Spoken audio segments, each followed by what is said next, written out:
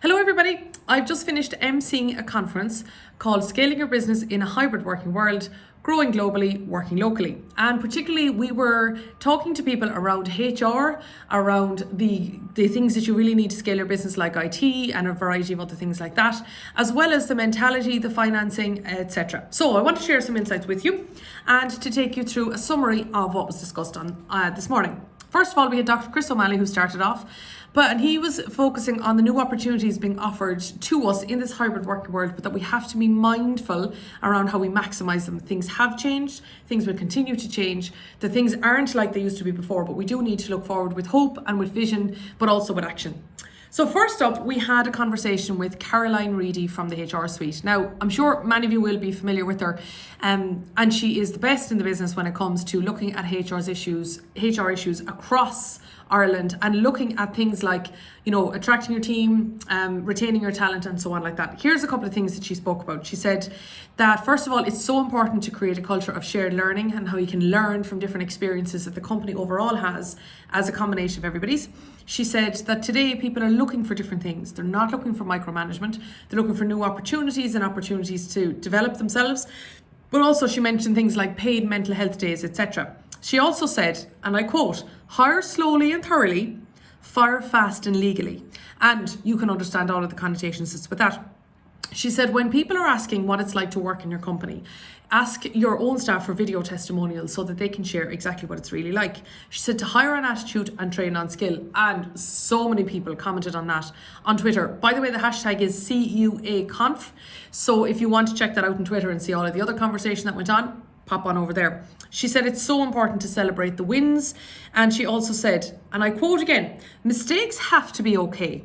It's only a problem when they're repeated." She again talks about the culture there of allowing people to be innovative, that there has to be that scope to fail, but then there's a difference between that and repeated issues then which lead to problems. Now, she also said we expected managers to simply continue to manage in the hybrid working world, or even specifically the remote working world over the last 18 months, when a lot of people weren't given the chance to upskill and train in preparation for them. But she says there is a void there in how we're going to manage now in this hybrid working world going forward that we need to be considerate of and give those opportunities. She also spoke about, she said it's very important to ask really good, and lots of them, questions in an interview. Now, I don't know if you're familiar with her book, The Art of Asking the Right Questions. I've read it and I recommend it highly. I've interviewed Caroline before on my own podcast to talk about the book, and what she does is that she splits it into 3 different areas. It's very, very practical. It's a lovely hardback book as well. It's one that you'd hold on to, and there's just practical questions in there that have definitely helped me in terms of how I've managed people. And so she's a section in there all around the questions to ask during an interview and so on. But can I also mention to you, and I brought it up with her today, with everybody, is I remember speaking at a conference that she was speaking at as well, and I went in to listen to her afterwards, and she spoke about the power of the exit interview. Now, lots of us interview people on the way into our company because we want to test fit and competence and culture, all those sorts of things. But actually, it's when they're on the way out, for whatever reason, whatever reason they're going, maybe their contract's up, they're moving on to a new opportunity, they're going back to education, whatever. It's when they're leaving, it's when often you'll hear the real stuff that they may have felt it consequential if they told you at an earlier stage. I do it all the time. I have extensive exit interviews with anybody that's leaving. If they're an intern or if they're a contractor or if they're an employee, I'll always do that. And one question that I ask in an exit interview is, what advice would you give to me to manage our staff better? And it's been really interesting, the insights that I've got there. So that was Elaine Reidy from the HR suite. Then we went on and we had a panel discussion with Louise Hoody, David Gilday, Paul McBride and Elaine Murphy. All of them are tagged in the post up there. So you'll see who they all are there. Really interesting people who've walked the walk, immensely passionate about the West and the Northwest and why one might build a business there or found a business there or develop a business from there. So here's what I learned from each of them, right? Number 1, Louise Hoody. She said most of the tech that you need in order to scale or digitally transform or whatever, you already probably have access to. She said what you really need to do is map out how your customers interact with you, and that is where you need to invest both your money and time and other resources. She said this is business studies 101, and yet many of us forget it. Remember, there's a human at the center of every transaction, and you need to use your tech to make sure that those relationships become more sticky. That's the bit. So, and I've often heard this from people who talk about digital transformation, is it's not about here's the tech, what do we do with it? It is what is the purpose that we need to fulfill within the business, remembering that there's a human at the center of it, and what digital capability do we need to enable that. Now, specifically in terms of tools, she spoke about Mural, Jira, Slack, Zoom, Teams, and then she also spoke about having a 90-minute Q&A on a Friday. Now, she doesn't necessarily recommend that it has to be on a Friday, that's when she does it, where you have a conversation with something like Mural. She said it flies and it can be great for engagement and really hearing what people have to say, and it can be just, it gets past kind of that text conversation that we can have and have real conversations as well. Now, Elaine Murphy said, put a lot of time into hiring. She said, set expectations from the outset and be transparent about the journey, particularly if you are a founder asking people to go with you on the scale journey. She said, you also need to focus on the role and the impact that you can make. That is a USP that you can offer to people who are joining a startup or scale up, as distinct to larger organizations.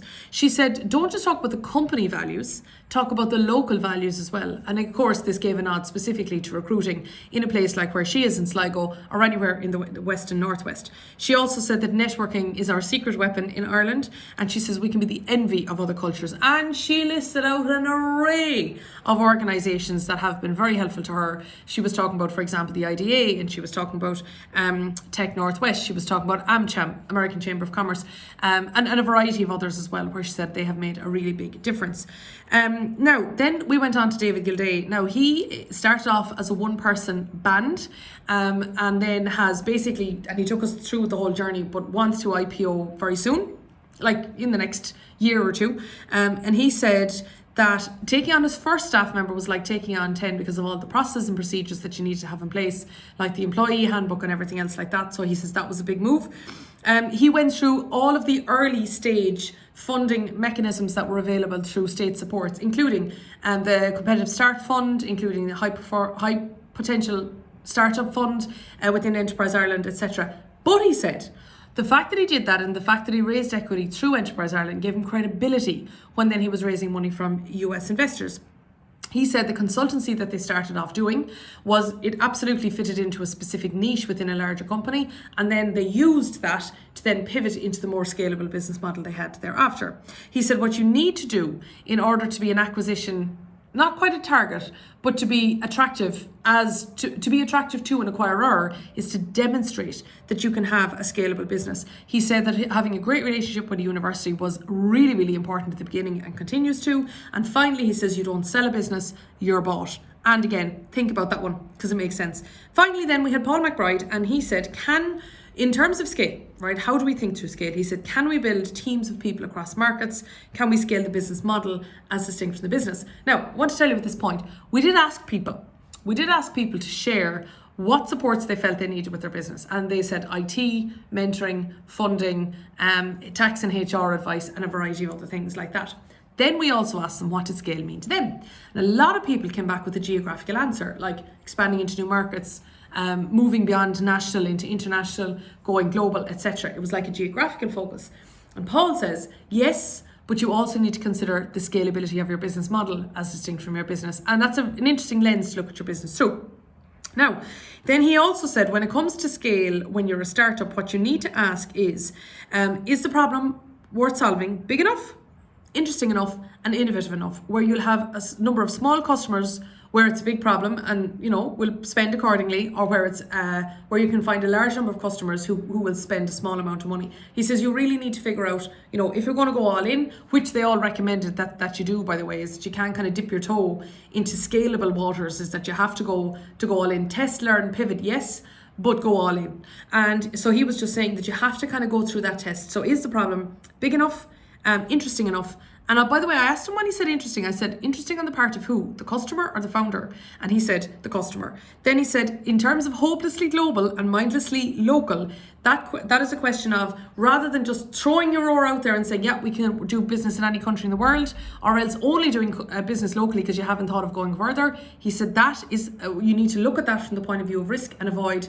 making that mistake. Brilliant morning. Thank you very much to Maria Staunton and to Jeanette Gillen and their respective teams in LYIT, Sligo IT and GMIT in order to give me the opportunity to MC today. It was fantastic.